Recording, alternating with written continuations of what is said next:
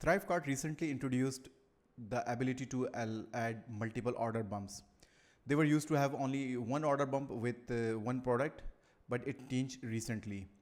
The good news is that ProductDyno still supports it, but there is a little caveat that how you get the order bump ID. And in this video, I'm going to show you just that. Hey, this is Fraz, and let's dive into this. So when you log into your ThriveCart account and click on all of your products, so I already have created this 2025 bump demo.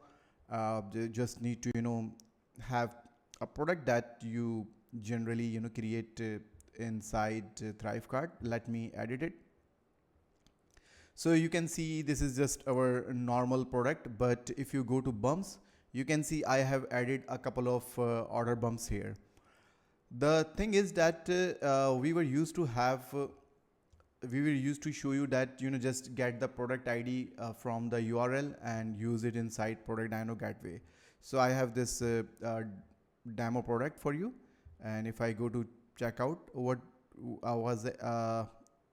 So basically this is my front end product, and you can see the product ID is 14 from ThriveCart. And what was the old way is when you are creating a bump, you write this bump dash and then the product ID. So like this. But now you have to get this particular ID from ThriveCart, and it's a little caveat there. So I already have these IDs, but let me show you how I got them. So the trick is you click on this, actually you don't click on this, but right click on this edit icon and click on inspect. Bear in mind that I am using Chrome, and I will suggest you use Google Chrome.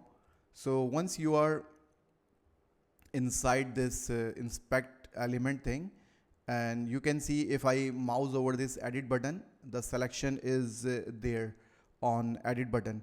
And if you scroll down a little bit, you will see this checkout.bump.api ID, and that's the exactly ID that we needed. So you just need to double click on it and Command C if you are on Mac, or Control C if you are using Windows, this ID, and then go back to ProductDyno and create a payment gateway as you do usually. Select ThriveCart, select your gateway, and here you just need to type bump dash and simply paste your ID. Since I'm inside collection, so I can select whatever product I want that my customer will have access to if they buy this particular bump.